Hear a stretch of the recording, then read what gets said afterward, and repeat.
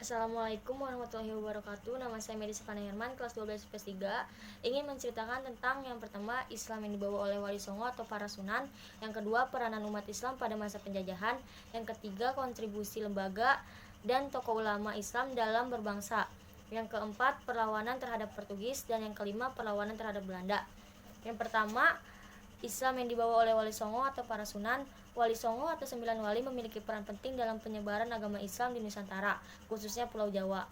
9 wali yang dimaksud adalah Maulana Malik Ibrahim atau Sunan Gresik, Sunan Ampel, Sunan Giri, Sunan Bonan, Sunan Derajat, Sunan Kalijaga, Sunan Kudus, Sunan Muria, serta Sunan Gunung Jati.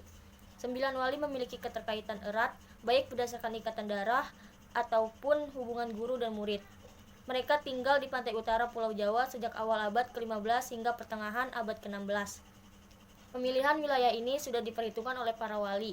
Ini juga menjadi faktor penting penyebaran Islam di Jawa karena Jawa sebagai pusat kegiatan ekonomi, politik, dan kebudayaan, sehingga Jawa merupakan fokus utama untuk penyebaran dan perkembangan Islam.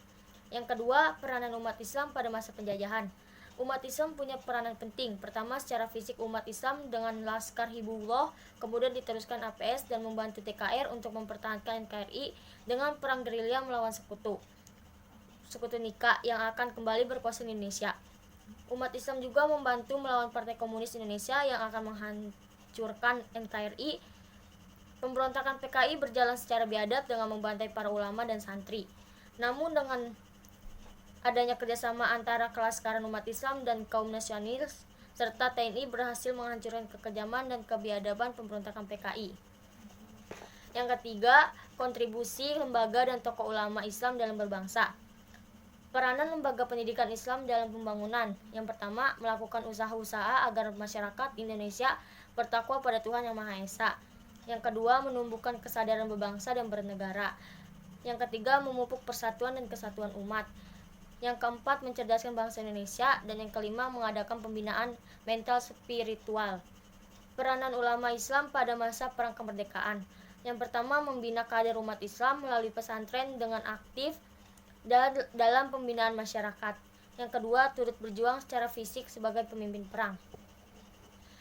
Keempat, perlawanan terhadap Portugis. Bangsa Portugis datang dari Eropa Barat ke dunia Timur, termasuk Indonesia, dengan semboyan gold atau tambang emas, glory atau kemuliaan keagungan, dan gospel atau penyebaran agama Nasrani. Bangsa Portugis melakukan berbagai usaha dengan menghasilkan segala cara.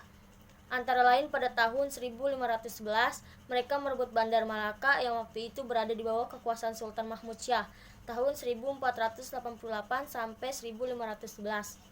Pada tahun 1526, bala tentara Denmark di bawah pimpinan Panglima Perang Fathahillah berangkat melalui jalan laut menuju Sunda Kelapa untuk mengusir penjajah Portugis. Setibanya di Sunda Kelapa, Fathahillah dan bala tentaranya mengepung Sunda Kelapa dan terjadilah pertempuran sengit melawan penjajah Portugis.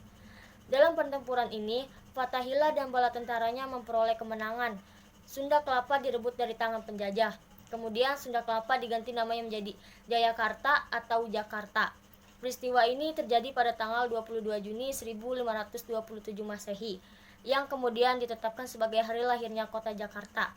Portugis dan Spanyol mengadakan perjanjian Tordesillas 1529 yang isinya pertama, Maluku menjadi milik Portugis, kedua, Filipina Selatan menjadi milik Spanyol, ketiga, perlawanan terhadap penjajah Belanda.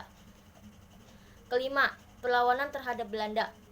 Bangsa Indonesia kembali dijajah oleh bangsa Belanda yang untuk pertama kali berlabuh di Banten pada tahun 1596 dipimpin oleh Cornelis de Houtman.